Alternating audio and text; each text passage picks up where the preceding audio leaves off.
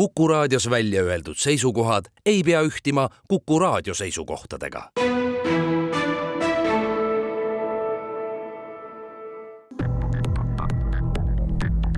Krimiraadio. Krimiraadio toob teieni Duo 5, tõsieluliste krimilugude kodukanal. Tere taas! Kell on saanud 8 minutit 1 läbi ning nagu ikka sel ajal on Kuku Raadio eetris värske krimiraadio. Saatejuhtideks on nagu ikka Raul Ranne ja Karel Reisenbuk. Saate teises osas on meil külas Justiitsministeeriumi vanglate asekantsler Rait Kuuse, kes valiti hiljuti Euroopa vanglaid ühendava organisatsiooni Europris presidendiks. Me muidugi uurime, mis organisatsioon on Europris ja mida tähendab selle organisatsiooni presidendiks olemine. Kuid põhiliselt on fookuseks siiski üks teine teema, tunduvalt rohkem poleemikat tekitanud teema. See on Rootsi kurjategijate paigutamine Tartu vanglasse. Saate esimeses osas, aga hakkame rääkima ühest, võiks öelda, ikkagi pigem eriskummalisest inimsmuugeldamisjuhtumist. Kuigi illegaalide smuugeldamist tuleb Eestis viimastel aastatel ette pigem harva, siis ei ole seda sorti kuritegelik raha teenimine kuskile siiski ka kadunud. Sedapuhku olid inimsmuugeldajateks Pärnu noored, kes tõid inimesi Eestisse Valgevene-Läti piiri äärest. Nad jäid muidugi lõpuks ka õnnetult vahele. Aga kuidas täpselt ja mismoodi seda teemat aitavad meile täna selgitada Lõuna-ringkonna prokurör Lauriine Tšitškan ja politsei Lõuna-prefektuuri kriminaalbüroo juht Rain Vosman, kes on meil koha sisse võtnud Kuku Tartu stuudios. Tere tulemast Krimiraadiosse! Tere! Tere! Me peame vist sisse juhatuseks kohe küsima, et mismoodi see ebaharilik juhtum politsei ja prokuratuuri lauale üldse jõudis? Ühel hetkel jõudis politseini siis selline informatsioon, et ühes väikeses Lõuna-Eesti külas käivad ringi ühed võõrad inimesed, kes püüavad poes maksta millegi pärast dollaritega ja kes lõhna järgi oleks justkui kuskilt lõkke äärest tulnud. Ja kohalikele oli see tol hetkel võrdlemisi kummaline vaatepilt. Ja kui politsei läks neid nii nimetatud uusi asukaid kontrollima, siis leiti nad üles ühest mahajäetud majast, sisuliselt niimoodi, et nad istusid põrandal ümber lõkke, mille nad olid sinna põrandale teinud. Ja siis asuti vaatama, et kes need siis täpselt on ja mida nad siin Eestis ikkagi teevad. Ja selgus, et need inimesed olid kuuekesi toodud Eestisse ebaseaduslikult ja kuna selliste välismaalaste, kellel ei ole tegelikult seaduslikku alust Eestis viibida, nende üle piiri toomine on kuritegu, siis jõudiski see nii politsei kui ka prokuratuuri lauale. Kust kohast siis lõpuks need 6 illegaalselt Eestisse, me jõuame kõike, mismoodi nad siia tulid seda rääkida, aga kust kohast nad siis täpselt pärit olid? Nad olid pärit Sudaanist ja Etioopiast. Ja siis ühes väikeses Lõuna-Eesti kohas poes dollaritega makstes võib see tekitada ilmselgelt palju küsimusi. Aga kui palju inimesi selle looga täpselt seotud on, lähme nüüd selle loo alguspunkti ning millises faasis hetkel see uurimine on, just räägime siis neist inimestest, kes neid inimesi siia ebaseaduslikult tõid? Neid inimesi, kes välismaalasi Lätist käisid Eestisse toomas, neid ei olnud sugugi mitte tõepoolest üks, neid oli mitu ja nad mahtusid kõik ära ühte sõiduautosse. Aga sellele, et milline oli vedajate täpne selline rollijaotus ja et kas neist kõik olid üldse sellest kuritegelikust plaanist Läti sõides teadlikud, et sellele me saame hinnangu anda alles siis, kui kõik vajalikud tõendid on kokku kogutud ja analüüsitud.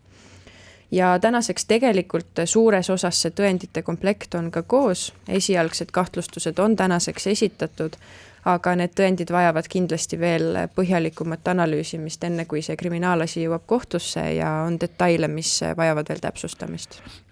Kui me räägime nendest smuugeldajatest, ma usun, nii võib nimetada, siis me räägime vist noortest inimestest. Kuidas nad üldse sellise otsa peale või töö otsa peale sattusid, sellise kuritegeliku töö otsa peale siis? See lugu algas sellega, et üks noormees see meie peategelane leidis Signali suhtlusrakendusest ingliskeelse töökuulutuse ja seal otsiti raha eest inimeste vedajat Lätist Eestisse. Ja meie praeguste teadmiste kohaselt tegelikult seal rohkem täpsustusi ei olnudki. Need täpsustused tulid küll hiljem, kui see noormees ise juba hakkas detaile uurima. Esiteks paluti tal hankida selline konksuga auto, paluti hankida kinnine haagis. Ta sai teada kellaaja, ta sai teada koordinaadid, millal ja kuhu tuleb minna, kes tuleb peale võtta, kuhu tuleb maha panna. Ja temaga hoiti jooksvalt ka kontakti, teda juhendati kogu aeg, millise marsruudiga näiteks kohale sõita. Väideti talle, et selline tee on vahele jäämise mõttes turvalisem. Ja kuna tundub, et see loo peategelane ei soovinud reisi üksi ette võtta, siis ta võttis kaasa ka mõned tuttavad. No selle kirjelduse järgi ei tekiks minul küll ühtegi küsimust, mida mul teha palutakse, no kui tõenäoline see praeguses sellises uurimise faasis ikkagi on, et üldse see peategelane aru ei saanud, mida ta sinna tegema läheb? No kui ta ei saanud sellest aru, võib-olla tõesti seda täiesti esialgset kuulutust nähes, siis ta kindlasti pidi sellest aru saama neid täpsustusi kuuldes, sest mina tahaksin küll uskuda, et ainuüksi nende kuulutuste selline lakooniline ja kahtlane sisu tuua kuskilt Valgevene piiri äärest teise riiki täpsustamata arv, täpsustamata päritoluga inimesi, et see võiks ikkagi panna igal inimesel mingisugused häirekellad põlema, sest selge ju on, et ametlikud tööpakkumised kuskil Signali või Telegrami grupis ei liigu, ka see, et need kuulutused ise on võõrkeelsed ja et tasu maksmine näiteks käib krüptorahas, see kindlasti ei ole omane legaalsetele tööpakkumistele. Sellises olukorras rääkida mingisugusest teadmatusest, et see lihtsalt ei ole kuidagi usutav. Kuidas see nii-öelda tööreis välja pidi nägema, et Eestist Lätti ja Lätist siis tagasi või olid seal mingisugused nüansid? Nad alustasid oma teekonda varahommikul Pärnumaalt, sõitsid Valgevene-Läti piiri äärde, kuni nad jõudsid siis ühe metsatukani, kust jooksid välja 6 sudaanlast ja etiooplast ja pagesid ruttu sinna Haagisesse ja seejärel sõideti Eestisse, riigipiir ületati uuesti Võrumaal. No kui siis veel aru ei saanud, millega tegemist on, siis ma kahtlen küll inimeste loogilises mõtlemises, aga mismoodi need illegaalid ikkagi teadsid, et just selline auto neid seal kuskil ootab? Neile oli ette tegelikult saadetud pilt sarnasest autost, mis neid peaks peale võtma. Kui palju need illegaalid ise aru said, et kõik see, kuhu nad on mässitud, et see kõik on üks mingisugune kuritegelik tegevus, et kuivõrd teadlikud nad on, milles nad osalevad? Nad on väga teadlikult. Nad maksavad selle eest, et seda teekonda läbida. Ei ole võimalik, et nad sellest asjast ei tea. Rahadest rääkides, siis oli juttu, et justkui lubati sellele peategelasele krüptovaluutas selle smuugeldamisest tasu. No mis need tasud sellise asja eest võiksid olla? Mis on nii ahvatlev pakkumine, et ajab ikkagi ühe noore inimese Pärnust kuskile Valgevene piiri äärde sudaanlasi transportima? Ma ütlen selle kohta nii, et see töö kindlasti ei ole pakutavat tasu väärt, sest esiteks sellise teo toimepanemine on kuritegu. Kui me räägime inimeste ebaseaduslikult üle piiri toomisest, siis me räägime juba ainuüksi 3-aastasest kuni 3-aastasest vangistusest. Kui nad on pandud veel lisaks eluohtlikku või tervist kahjustada võivasse olukorda, siis me räägime juba maksimaalselt 7-aastast vangistusest. Ja tegelikult ju ei tähenda kriminaalkorras karistamine üksnes karistust. See tähendab pikka politseiga kokkupuudet, erinevaid menetlustoiminguid, süüdimõistmise korral menetluskulude tasumist ja tegelikult ju rikub see ära ka selle noore inimese elu, kes seda kuritegu toime paneb. Ja mis puudutab seda tasu, mis vedamise eest saadakse, siis tegemist on kriminaalse tuluga ja süüdimõistmise korral võetakse see üldjuhul inimeselt ka lihtsalt ära. Ja tegelikult üks asi veel, millele võib-olla ei mõelda, kui sellist tööpakkumist vastu võetakse, on see, et inimene toetab oma tegevusega niimoodi ka rahvusvahelist organiseeritud kuritegevust. selliste asjade koordinaatoritel on tegelikult täiesti ükskõik sellest, et mis nendest väikestest mutrikestest edasi saab, et kas nendega juhtub midagi, kas nad lähevad selle tööotsa täitmisega pikaks ajaks vanglasse või mitte. Aga teeme siin väikese pausi. Krimiraadio. Krimiraadio toob teieni Duo 5, tõsieluliste krimilugude kodukanal. Krimiraadio jätkub, stuudios on ajakirjanikud Raul Ranne ja Karel Reisenbuk. Me räägime juhtumist, kus inimsmuugeldajatest Pärnu noored vedasid inimesi Valgevene-Läti piiri äärest Eestisse. Teemat aitavad täna selgitada Lõunaringkonna prokurör Lauriine Tšitškan ja PPA Lõunaprefektuuri kriminaalbüroo juht Rain Vosman, kes on koha sisse võtnud Kuku Tartu stuudios. No enne pausi oli meil juttu sellest, et tasu sellise kriminaalse töö eest ei ole tegelikult nii suur, et seda üldse maksaks ette võtta. Ja siiski, mind huvitaks, kas oleks kas või suurusjärguna võimalik öelda, mis numbritest me räägime? Mis rahad selles maailmas liiguvad? See on üks asjaolu, mida me veel menetluse käigus kindlasti kontrollime, et kui suured täpselt need summad olid, et seetõttu ma hetkel seda konkreetset arvu ka ei avaldaks. Hea küll, aga Valgevenest Valgevene piiri äärest Lõuna-Eestisse on üsna pikk maa. No mis tingimustes ikkagi neid kuute aafriklast täpsemalt transpordid? Ma saan aru, et nad ronisid sinna kuudiga autokärusse, aga kuidas see sõit neil edasi läks? Kas pissipause saadi vahepeal? Nad olid jah, tõepoolest selles kinnises haagises, täpselt nagu oleks veetud mingisugust kaupa, ühtegi peatust nende jaoks teekonnal ei tehtud. Kui pikalt see teekond võis umbes kesta neil? Sealt Valgevene piiri äärest, Eesti piiri äärde selline 4 tundi läks neil umbes aega. Rain Vosman, kui kõvad jutumärkides inimsmuugeldajad eestlased ikkagi tegelikult on? Siin on jäänud kõrva nii mõnigi teine juhtum tegelikult, kus päris mitmed üle 10 eestlase on selle eest välismaal ka kinni kukkunud. No mina mäletan meil esimesi inimsmuugeldamiskaasuseid aastast 2013 ja eestlased on siin-seal kaasa löönud. Mäletan seda, et 2014 kuni 19, 2020 meil olid päris tihedad kaasused, inimsmuugeldamise kaasused siis Vene-Eesti piiril. Valdavalt toodi Vietnami kodanikke siia Schengeni alasse ja siin oli küll näha niimoodi, et eestlased tegelikult nimetaks neid modus operandideks ehk siis käitumisviisiks või skeemiks või kuidagi lihtsamalt. Aga siis oli küll näha seda, et nii mitmed kuritegelikud grupeeringud kogu selle inimsmuugeldamise ketis ka siin Eestis tähtsat rolli mängisid.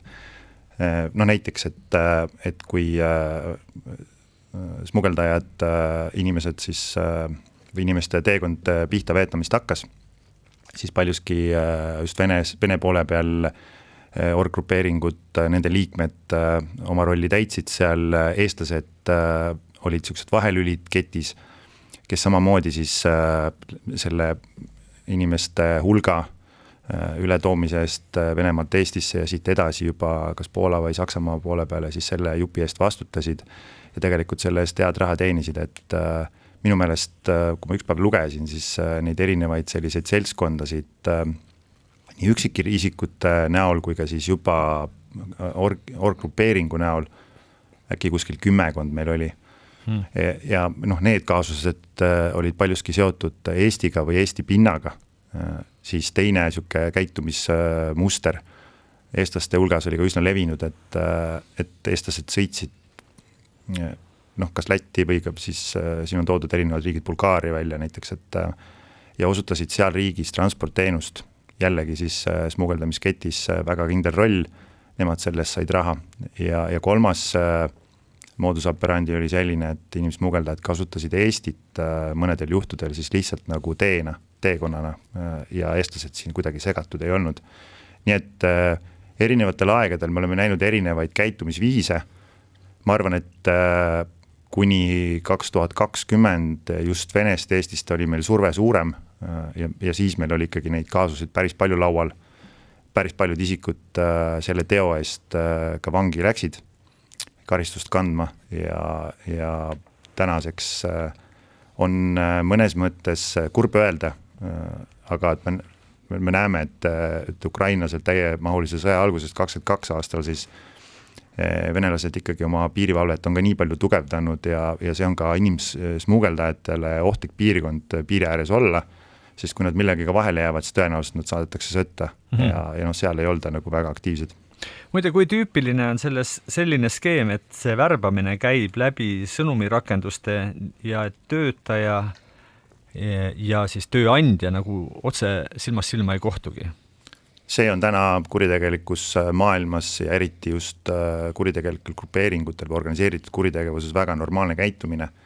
Tegelikult ei ole vahet, et kas me räägime narkokaubandusest, võib-olla ka Vene eriteenistused täna, kui nad tahavad mingisugust provokatsiooniakti kuskil riigis korraldada, siis see on väga okei, et proovitakse leida niinimetatud musta töötegija kuskil Telegram-gruppi kaudu ja selliselt, et see tööpakkuja enda identiteeti tegelikult ei avalikusta ja tegelikult see esimese kõige madalam level, kes selle musta töö ära teeb, siis tegelikult tema järgmist aastat ei teagi.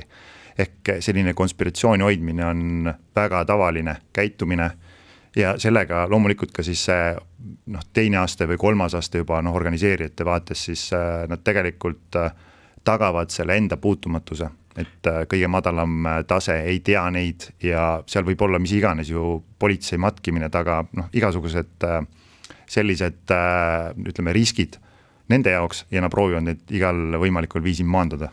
No teie erinevalt meist ikkagi näete nende anonüümsete organiseerijate taga suurt pilti. Kes on see jõud, kes kogu seda inimkaubandust nii laias plaanis kureerib ja tegeleb just nimelt siis siin piirkonnas? Ma ei saa öelda, et Eestis täna, aga kui ma võtan Euroopa tasemel, siis me räägime ikkagi organiseeritud kuritegevusest, et tasub küsida, et kust jällegi on väga halb öelda, aga hästi paljud salakaubavedajad on tegelikult ka inimsmugeldamise taga, sest nende jaoks ei ole vahet, mis on nende kaup. On see salasigaret, on see narko, on see inimesed. Peaasi, et selle kauba punktist A punkti B toimetamine oleks neile tulusäri. Ja selle taga on erinevad organiseeritud, ütleme siis kuritegelikud grupeeringud, kellel on sidemed nii seal siis stardiriigis, kus nende jaoks see kaup teele pannakse, kui ka siis sihtriik, kuhu see kohale lõpuks see nende smugeldatav kaup jõuab siis, nimetan niimoodi. Tulles tagasi nüüd selle konkreetse loo juurde, millest ma juttu alguse sai, ehk siis lugu, kus Pärnu noored smugeldasid Valgevene piiri äärest 6 aafriklast siia Eestisse. Mis nende inimestega, nende illegaalidega siin Eestis oleks pidanud edasi saama? Oleks nad siia jäänud või oli see lihtsalt selline vahepeatus? Tasub alati küsida enda jaoks, et politsei seda teeb, et miks Eestisse, et kui nad olid niinimetatud Lätti juba tulnud, siin oli valida, et kas minna siis Leedu, Saksamaa, võib-olla on suuremad kogukonnad seal, tavaliselt on need sellised sihtriigid või Skandinaavia ülespoole. Ja küsimus, et miks Eesti, sest Eesti ei ole üldjuhul sihtriik, Eesti on transiitriik. Ja miks Eesti, siis tõenäoliselt sellel hetkel oli smugeldajatel mingi plaan, vähemalt võib eeldada, et neil oli mingisugune teadmine, et Eestis on hetkel toimiv siis mingi nõrk koht, kust kohast need illegaalid siis saaksid siit Eestist läbi minna ja sihtriigi jõuda. Et need nõrgad kohad saavad olla hetkel sadam ja lennujaam. Ja oli ka teada, et mõned nende kaasteelised või samast riigist pärit isikud on ka lennujaama kaudu või lennuki kaudu siis Eestist lahkunud. Miks see nii on?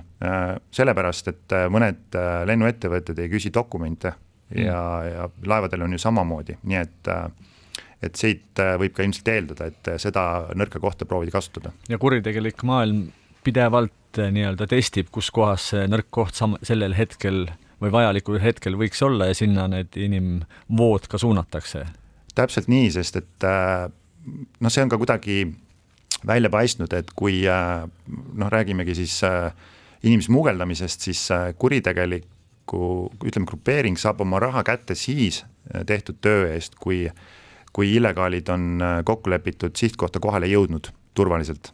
Seega on nagu sellel smugeldajal väga oluline, ükskõik kui palju neid kette samme seal vahel on, siis on hästi oluline, et riskid oleks maandatud. No, aga mismoodi seda kontrollitakse, et need illegaalid ikkagi on päriselt ka kohale jõudnud? No näiteks... Kas või selle viimase juhtumi puhul?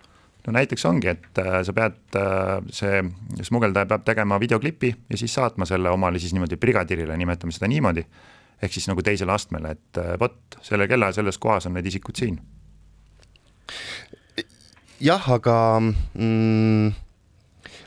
nagu selle konkreetse juhtumi puhul aru tehti ikkagi siis videod saadeti nii-öelda sellele grupeeringule, et siis seda kõike ikkagi tõestada. Aga siis nad olid juba siia kohale jõudnud. Kas see on teada, et mismoodi nad oleksid pidanud siit Eestist ikkagi edasi liikuma? Kas siis oleks värvatud mingisugune uus kuller, tulnud sinna Lõuna-Eestisse järgi, võtnud need lõhkelõhnalised mehed, naised sealt peale ja siis sadamasse või kas ta nii kaugele olete jõudnud oma uurimises juba? No siin on edasi praegu kõik oletus, et mis oleks võinud või selge, et ega siis ka need illegaalid ega nad Eestist midagi ei teadnud, et seda on ka enne näha, et mis oleks võinud edasi juhtuda. Varasemad näited küll siin aastad tagused, et üldiselt on see järgmine samm kokku lepitud, et praegu tõenäoliselt nad oleks vist pidanud ise kuidagi liikuma. Ei tea, võib ainult oletada ja eks see uurimine lõpuks ütleb täpselt, mis see tegelik kogu plaan oli. Nüüd kokkuvõtteks ma ühe asja küsiksin veel üle, et on teada varasemalt, et selline massiivsem illegaalide Eesti-Läti piiridele suunamine, et see on olnud sageli siin Venemaa ja tema satelliidi Valgevene eriteenistuste mingisugune hübriidsõja osa, et seda korraldatakse sealt poolt nii läbimõeldult ja suurelt. Kuivõrd nüüd nende juhtumite taga, millest me praegu räägime, võib näha ka mingisugust sellist Venemaa poolset või Valgevene poolset sellist koordineeritud hübriidrünnakut? Kindlasti on see hübriid täna siis rünnaku või sõja, ütleme siis osa, sest et me näeme, millega meie naabrid Läti piirivalvurid rinda pistavad iga päev, leedukad, poolakad ja see on tavaline. Just, et Valgevenest siis illegaalid surutakse siis meie Euroopa Liidu liikmesriikide territooriumile, seal on selgelt, et seal on Valgevene eriteenistused siis mängus, nad aitavad, et just seda survet ja testida ka võimekust ja valmisolekut, et siin ei pea ole meeramant, et sellest aru saada. Aga kui vaatame teistpidi, et loomulikult me peame ka siin hästi valvsad olema ja kindlasti Eesti piirivalve on väga valvas, et ka meil ühel hetkel rändevood kuskilt siit Venest Eestisse ei juhtuks või leiaks aset. Lõunaringkonna prokurör Lauriine Tšitškan ja politsei Lõunaprefektuuri kriminaalbüroo juht Rain Vosman, me täname teid, et leidsite aega kogu seda lugu ja laiemat pilti täna Krimiraadios lahata. Ilmselt selle süüdistuseni te jõuate ka siin pärast suve, eks me sellest loost siis kuuleme ka natukene rohkem.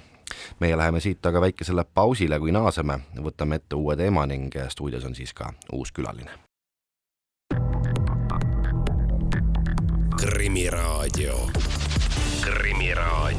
Krimiraadio toob teieni Duo 5, tõsieluliste krimilugude kodukanal.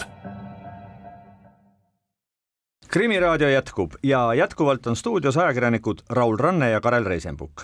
Kuid nagu lubatud on meil nüüd uus teema ja stuudios loomulikult uus külaline. Justiitsministeeriumi vanglate asekantsler Rait Kuuse. Tere tulemast Krimiraadiosse. Tere.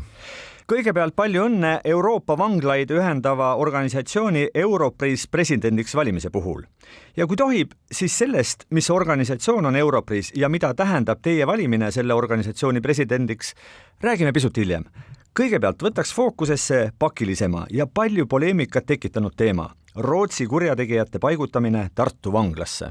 kui mina asjadest õigesti olen aru saanud, siis Riigikogu peaks sellekohase lepingu ratifitseerima siis juba homme. Ma ei tea, kas koalitsioonil on hääled kindlalt koos, arvestades ikkagi opositsiooni päris tugevat vastuseisu. Jah, seda ei oska mina ka lõpuni kommenteerida, eks me ootame põnevusega vanglateenistuse poole pealt ka seda hääletust. Teadupärast eelmisel nädalal Rootsi parlament kiitis selle lepingu heaks, nii et nende poolt on kõik õiguslikud toimingud ja poliitilised otsused tehtud, nii et leping saaks rakenduda. Nüüd on siis kord meie käes ja kui Riigikogu ratifitseerib homme selle lepingu, siis on vanglateenistusel vaja üsna kiiresti toimetada, et ennast valmis panna selle lepingu rakendamiseks, sest pooled on rääkinud, et hoolimata sellisest ratifitseerimise mõningasest venimisest lepingu jõustumise korral me võiksime alustada oma tegevust reaalselt augustis, mis tegelikult on paras suur väljakutse. Urmas Reinsalu, erakond Isamaa liider ja kellest võib ju tõenäoliselt saada tulevikus ka peaminister, on juba lubanud, et järgmises valitsuses leping tühistatakse. Kui tõsiselt seda juttu peaks võtma? No, vanglateenistus tegutseb nii, nagu valitsus meile suunised annab, et kui täna on nagu leping jõustatakse ja ratifitseeritakse, välja kulutatakse presidendi poole pealt, siis me alustame selle lepingu elluviimist. Kui poliitiline suund või soov muutub vahepeal lepingu kestel, siis on võimalik ka lepingut üles öelda, seal on omad etteteatamise tähtajad, tõenäoliselt mõningane aeg selleks läheb, aga see raske spekuleerida, et mida üks või teine valitsus võiks nii-öelda soovida, et eks siis see paistab, et mida ma saan kinnitada on see, et vanglateenistus teeb oma absoluutse parima, et see lepingu täideviimine Eesti riigi vaatest oleks eeskujulik ja õnnestuks. Ma nüüd teoretiseeriks, kui ikkagi Riigikogu otsustab, et seda lepingut ära ei ratifitseerita, siis teie ikkagi aastapikkune töö või isegi rohkem pikkune töö on vastu taevast lennanud. Mis siis edasi saab selle vanglaga? On teil mingid plaanid selle kohta olemas vähemalt? No, siis on väga lihtne, et ma olen seda ka varem öelnud, et kui seda lepingut ei tule, siis tuleb riigil teha järgmine otsus, et mis saab Tartu vanglast, et see otsus on tegelikult olnud õhus pikka aega ja siin paar aastat tagasi me isegi sulgesime osaliselt Tartu vangla, kuna meie enda kinnipeetavate arv siiski on suhteliselt stabiilne, seal 1700 peal praegusel hetkel.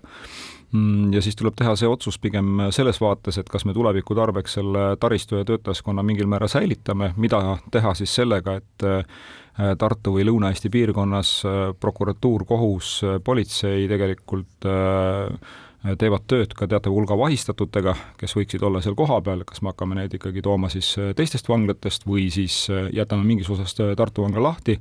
Selge on see, et täna ju veel kehtivad vanglateenistusel ka kärped ja nende kärbete valguses tegelikult Tartu vangla taristu isegi selles tänases mahus lahti hoidmine järgmisest aastast ei oleks võimalik. Oletame siiski, et Riigikogu annab teile nii-öelda rohelise tule ja plaan läheb töösse ja augustis on esimesed Rootsi vangid juba Tartus.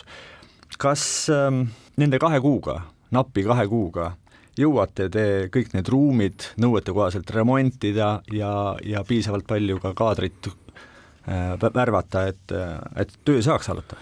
Me oleme sellised esimesed paberi peal ja sellised ettevalmistused, mis ei nõua väga suuremahulisi investeeringuid, juba nendega alustanud ja neid teinud ja oma plaanid paika pannud ja me oleme siis sellest reaalsusest lähtudes teinud sellise etapiviisilise tegevusplaani, sest et ega kinnipeetavad ei saabu ka ühe korraga.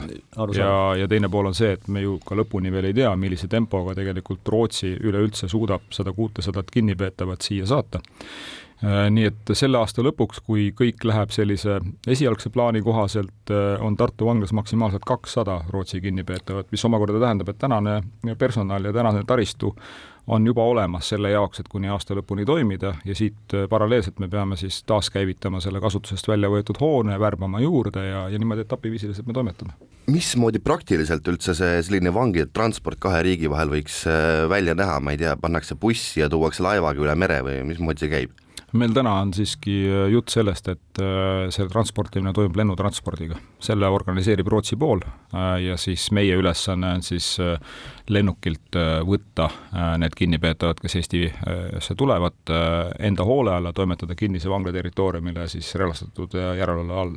Ja samamoodi ka see lahkuminest, et tuletan meelde, et sellest vangistusest Eestis kantakse ainult keskmine osa, mis tähendab seda, et kõik need vabanemiseelsed toimingud ja vabastamine toimuvad Rootsi riigi territooriumilt, ehk ka transport tagasi on üsna tõenäoliselt lennutranspordi kaudu. Sageli on ju jutuks olnud, et eeskätt on see leping hea selles mõttes, et me saame hoida siiski suhteliselt uue Tartu vangla töös, inimesed töös juhuks, kui ka kunagi peaks meil endal vaja minema vanglat taas, meie kuritegevuse tase tõuseb, siis meil on võtta töökorras töötab vangla ja ka kaader seal sees. Teine pool on see, et Rootsi riik ikkagi maksab Eesti riigile selle teenuse eest, kui nii võib öelda. Kui palju ta maksab, täpsustaks üle selle, et on see rahalises mõttes ka kasulik tehing?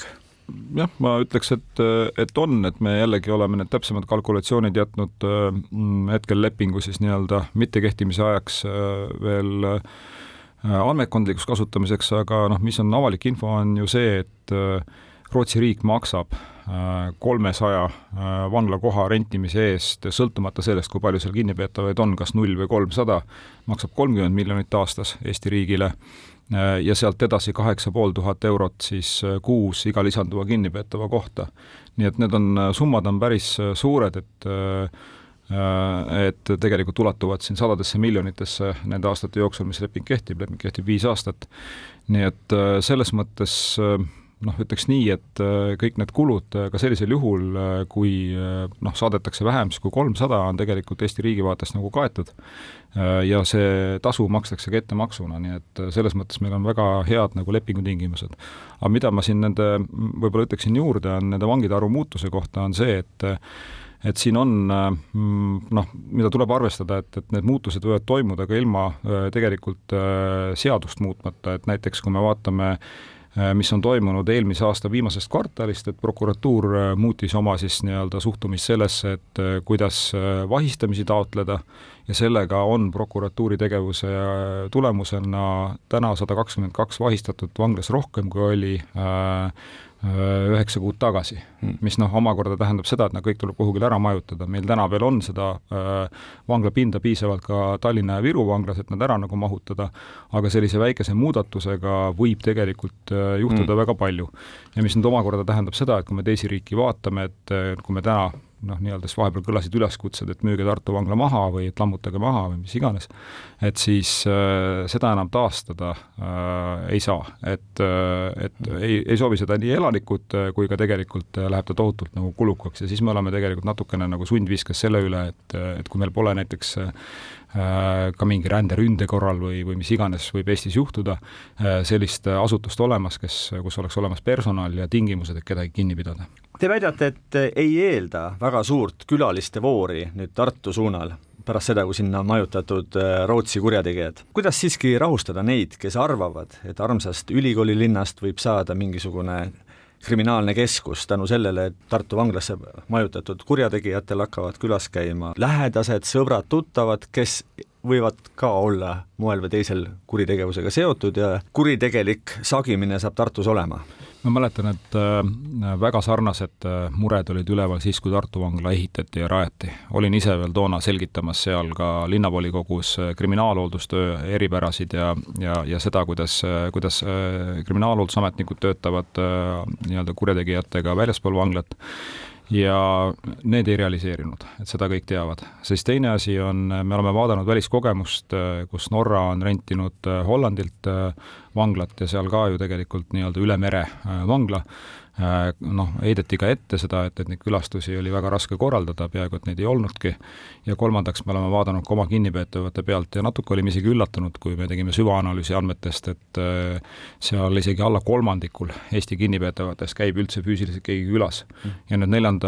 asjaoluna toon siia juurde selle, et videokohtumiste võimalus, mis täna Eesti vanglates on kõikidel vangidel olemas, laieneb ka Rootsi kinnipeetavatel ja see tegelikult kompenseerib päris palju ära pluss siis veel see, et rootslased kindlasti vaatavad, et kui on väga lähedased peresidemed, näiteks on lapsed ja nii edasi, et siis tõenäoliselt ei ole väga mõistlik Eestisse üldse seda kinnipeetavat saata, sest et nad ise ka saavad aru, et nad peavad tegelikult tagama selle suhtluse siis nii-öelda Rootsi territooriumile, selline reisimine ei ole väga lihtne. Aga teeme siin väikese pausi.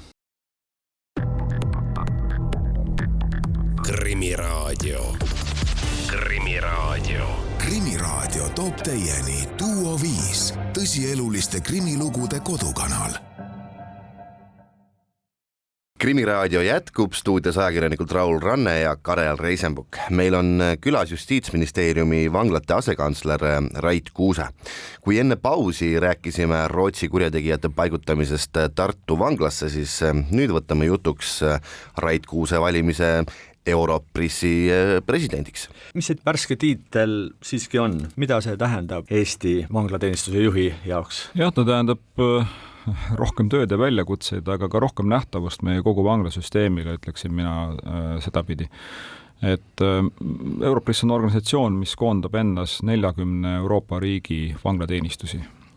Ja selle organisatsiooni peamine eesmärk on arendada Euroopa vanglapraktikat, olla heaks partneriks üle-euroopalistes aruteludes nii Euroopa Nõukoguga kui ka Euroopa Liiduga, püüda siis võimalikult palju kogemust jagada ja ühtlustada, et on ju teada, et igal riigil on oma maailma parim vanglateenistus, nii-öelda kellelgi teiselt väga õppida ei ole, ja selleks, et selline õppimine ja praktikate vahetus toimiks, on vaja selliseid organisatsioone, kes seda siis suunavad, korraldavad nii õpitubasid kui ka erinevaid koostööformaate selleks, et vanglateenistused Euroopas oleksid paremal järjel. Te olete nimetanud Eesti vanglasüsteemi isegi unikaalseks edulooks. Mis on see konkreetne asi, mida ikkagi teised Euroopa riigid meilt, ma ei tea, kas tahavad või võiksid õppida? Siin on päris palju asju, et sõltub jällegi regioonis, sest ega Euroopa riigid ja nende vanglateenistused on natukene nagu erinevad ka, et kui näiteks vaatame Lääne-Euroopa poolt, et siis seal tihtipeale on täna nagu peamine võtmekoht on siis võõrvangide suur osakaal ka Lõuna-Euroopas ja ülerahvastatus, et Prantsusmaa, UK, Belgia, et väga selles mõttes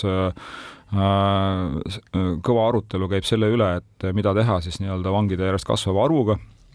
Samas Kesk- ja Ida-Euroopa riikide vaates jällegi on kogu see vananenud taristu ja nüüd Eesti on mõnes mõttes ma ütleks üsna unikaalne riik sellepärast, et me oleme selle oma vanglasüsteemi nii taristu, ametnike väljaõppe kui ka vangide arvu mõttes täielikult ära reforminud. Me oleme unikaalsed ka selles mõttes, et meil on 3 suhteliselt uut või päris uut vangimaja ja meil on vanglakohti ligemale poole rohkem kui vange seal sees. Teisi riike selliseid, ma kujutan ette, ikka ei ole.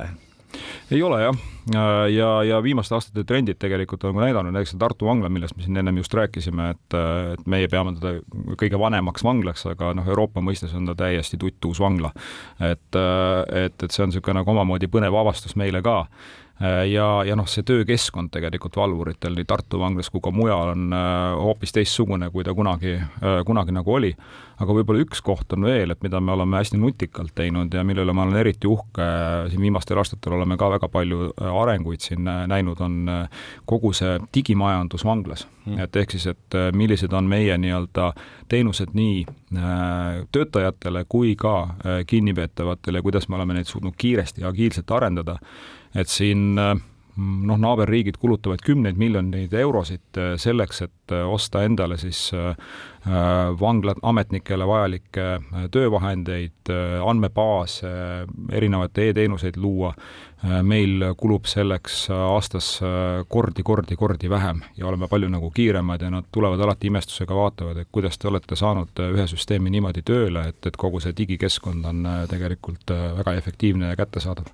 No te mainisite, et 40 riiki sinna Europrissi kuulub, ma tea, kas Ukraina ka sellest kuidagi osa võtab, ikkagi seal on, ma kujutan, et praegu kõige suurem surve vanglasüsteemile? 2-3 aastat tagasi minu ettepanekul arvati Ukraina siis selliseks auliikmeks sinna Europrissi, sest et Europrissi liikmelisus tähendab ka seda, et tuleb maksta ka liikmetasu, ilmselgelt täna Ukrainalt liikmetasu oodata oleks natukene võib-olla liiga palju.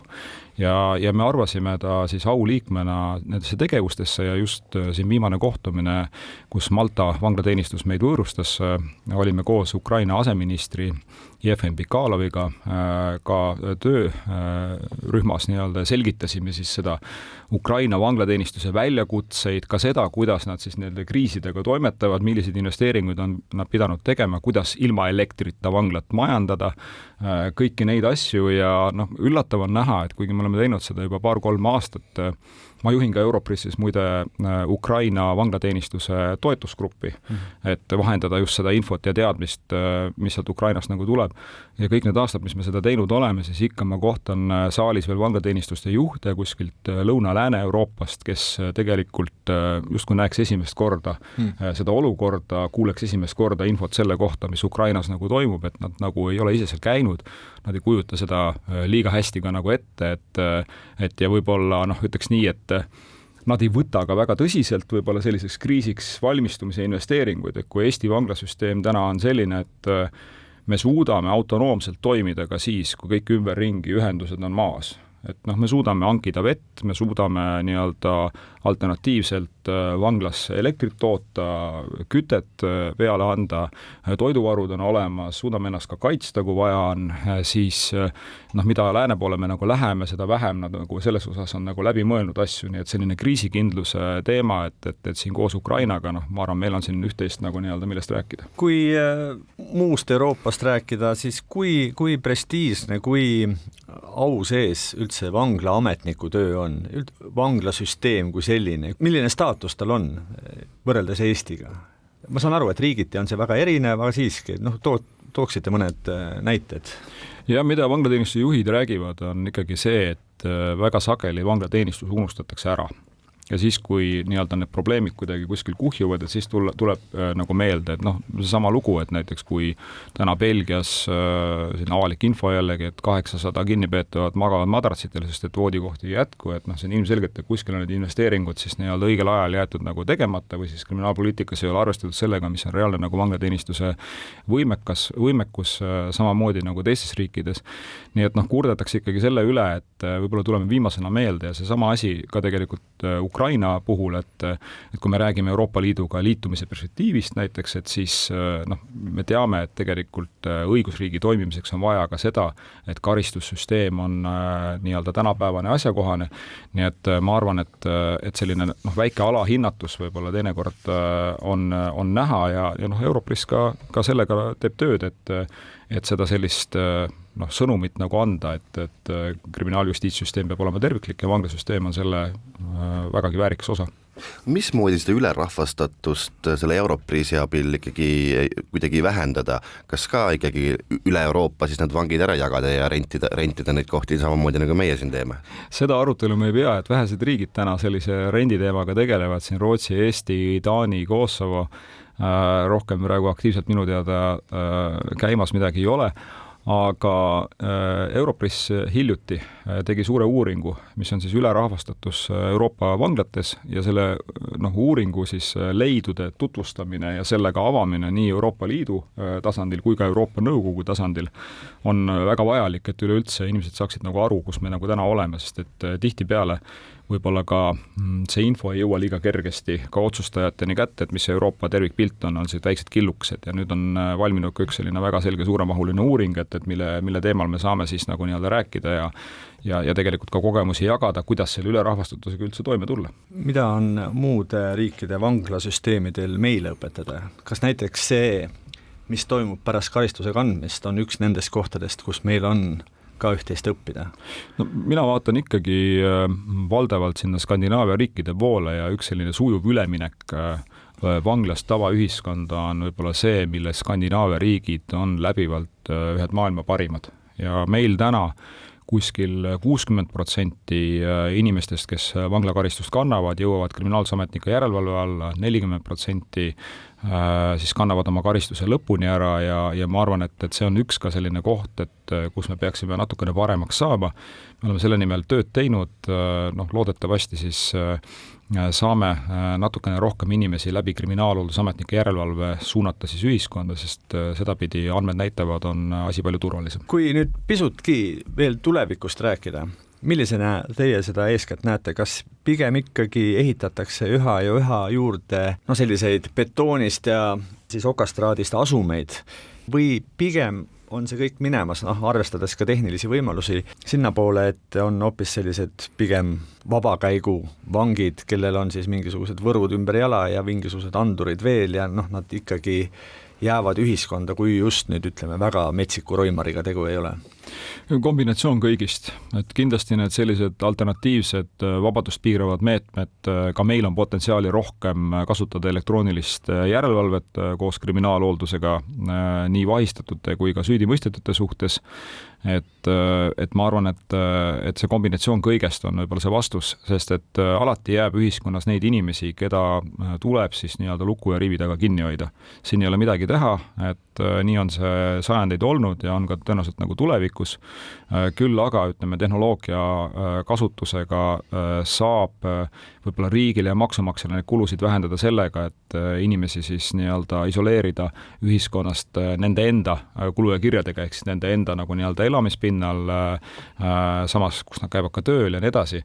Nii et ütleme, see kombinatsioon alternatiividest ja vangistusest, Eesti tee iseenesest võiks olla selline turvaline ja tõenduspõhine tee, et vähem seda nii-öelda vanglas viibitud päeva, rohkem neid alternatiivkaristusi ja erinevaid meetmeid, mis vabadust piiravad ja hoiavad ühiskonna turvalisena. Meil siin on veel minu arvates nagu arengupotentsiaali, aga see sõltub kõik sellest, mida teeb keskkond ümber ringi ja me seda lõpuni tegelikult täna enam ei tea. Justiitsministeeriumi vanglate asekantsler ja Europressi president Roit Kuuse, suur tänu, et leidsite aega saatesse tulla.